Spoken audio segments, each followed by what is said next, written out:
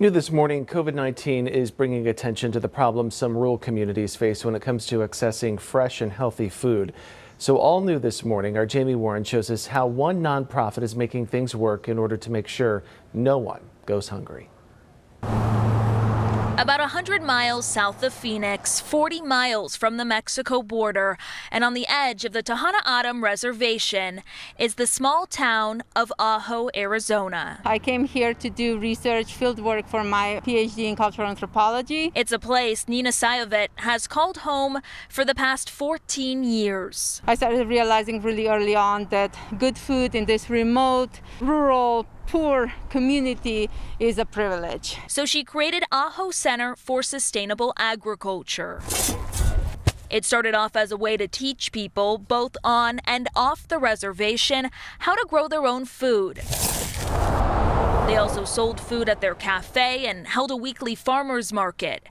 But in March of 2020, everything changed. In modern America, you don't think of not being able to access food, and suddenly the shelves were empty. And with only one grocery store in Ajo and one on the reservation, that was a big problem.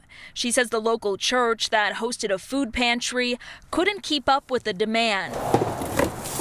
So they stepped in, completely transforming into an emergency food relief station. And nearly a year later, they're still going. So right now, this group is packing up bags of food that'll be handed out at their smaller distribution today. But on any given month, they can give out over 600 of these bags, which include pounds of pasta, crackers, and canned vegetables. Slowly it's picked up, but it's still kind of rough. The food helping out Ajo residents like Nathan Mewany, who's had trouble finding work over the past year. I have children, so it was, it was a godsend at the time.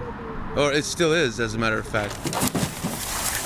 And tribal members also loading up their trucks to send it to the reservation, which has seen a surge in COVID-19 cases. This small town showing a sense of resiliency. Nobody else will do this for us. And for Sayovet, she hopes others will see what's happening here and take a closer look at their own neighborhoods. If this happened to our food system, it can happen to yours. So your food system can collapse because COVID really exposed a lot of weaknesses in the industrial food system. And in Phoenix, you might not see it. You're also not so used to, looking your neighbor in the eye and saying, hey, how are you doing?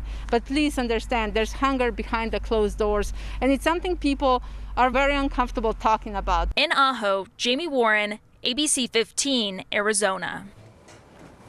So how do we make sure our own food system will not collapse? The group believes that they may have found the answer, and it starts with making sure that there are enough farmers in our state.